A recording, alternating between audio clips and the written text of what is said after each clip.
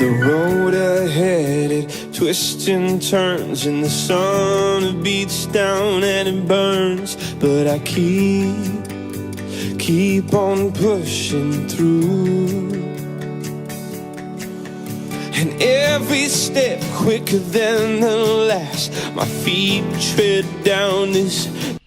Well, it's Thursday the 30th, and my feet feel a ton better today. I'm not sure how they're going to stand up to a bunch more hiking, but honestly don't hurt as much as I did yesterday, which means, you know, I kind of figured that third day was going to be a toughie, you know, getting used to everything, and this is the fourth day. So there, you know, I'm doing a little better, I feel, and so we'll see how I feel at the end of the day. I'm gonna try to make up for some lost time today, so I'm gonna be kind of pushing it pretty hard. Have a gorgeous morning right now. All the storms went north of us last night, and so I didn't get rained out again.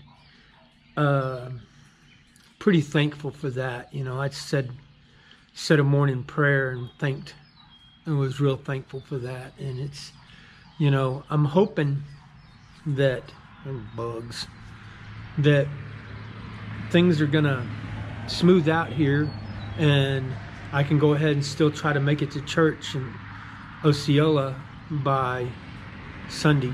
We'll see. I'm gonna have to put in a lot of miles to do that, because yesterday was somewhat of a setback. But setbacks happen. You know, I was thinking about this, and holy cow, I can't imagine making this trip in February.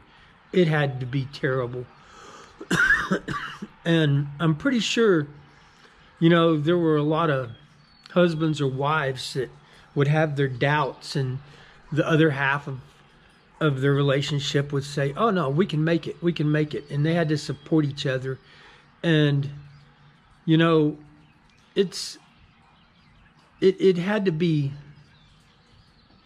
you know, tough to bury loved ones along the way and stuff like this, and go knowing you're doing the right thing, that you're following the Lord's prompting.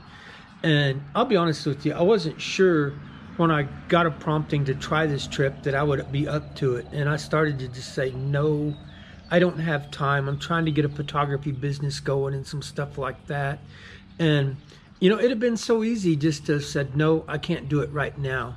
I need to stay home and do things. I'm really missing my mother, my daughter, Delilah, my fiance, and stuff. And, you know, I'm only like 3 days out on the trail, and I get to call them on my phone. The pioneers couldn't even call anybody and let them know, oh, by the way, we're doing okay, we've almost made it to some place that has a store, or anything like that. And there weren't very many stores, and so you know, tough going. They had to actually stop and build boats for ferries in different places, and, you know, knock down dirt banks so they could get the wagons down to the water so they could ford the water. And you know, it had to be just super tough. And anyway, but the Lord watched after them and got them to Salt Lake City, and I'm praying and praying that He'll do the same for me, and that I'll make it to Salt Lake City. And, you know, I'm just happy this morning. It's a good feeling. I'm really enjoying what I'm doing. Okay, this is a little more like what I was thinking Iowa was going to be like. I'm walking along here on Highway 2, and I'm going to pan around so you can see. Nice and flat, not a lot of stuff. A little bit of corn stubble. They hadn't gotten the corn in because it's been raining so much. But this has been a lot better day hiking. I'm coming up on some little town. I don't even know what it is. I may pull out the phone and look here in a minute. But anyway, this has been some good hiking today. And so, check back with you in a bit.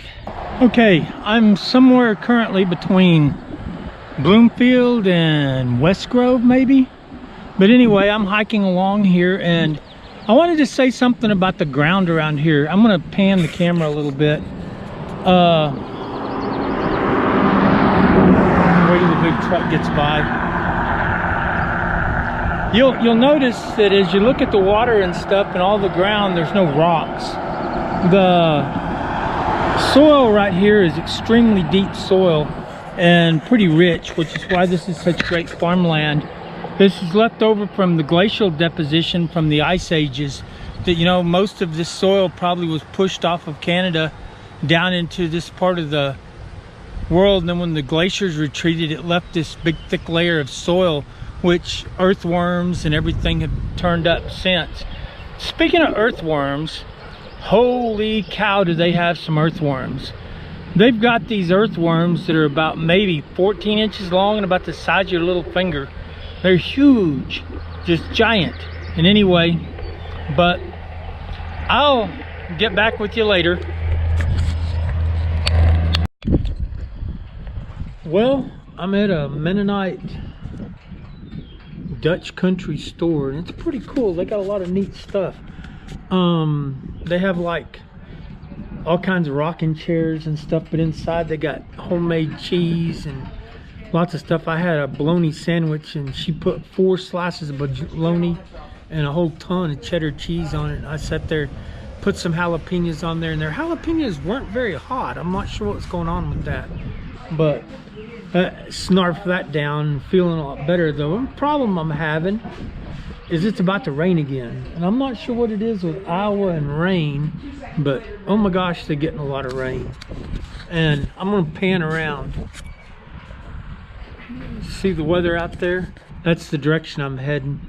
And so, don't know what to do about this, but it's gonna get wet again. This is James Walker, and he's a true saint. I met him yesterday. I got into Centerville, and I walked up to the convenience store, and as I was walking up, this dude comes up to me and says, "Oh, I love your knife." And we start talking knives a bit, and then we're talking Woots Damascus, and then he's asking me physics, you know, if I'm a physics guy, and I am. And he's like, and I told him I was trying to get a hotel for the night, and he said, "Oh, no worry, just come stay with me." And so he invited me over, and he fed me these wonderful pork chops, and he fed me a gourmet dinner. Yeah.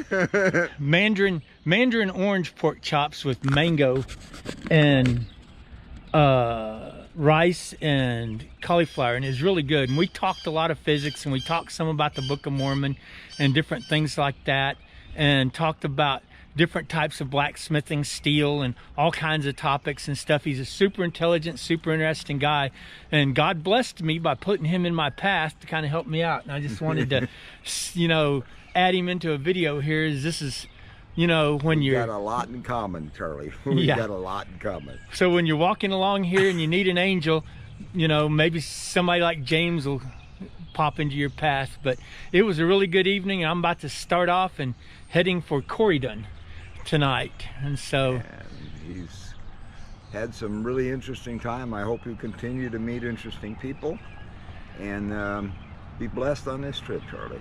Well, I thank you for putting me up last night, and it was a pleasure. Believe me, it was a pleasure. I don't often come up with and find people with the intelligence and the broad knowledge and so forth and views that you have, and we've got like I say, we've got a lot in common. Yeah, Keep in touch. It was a good, interesting thing. So I'll let y'all go, and I'll get back.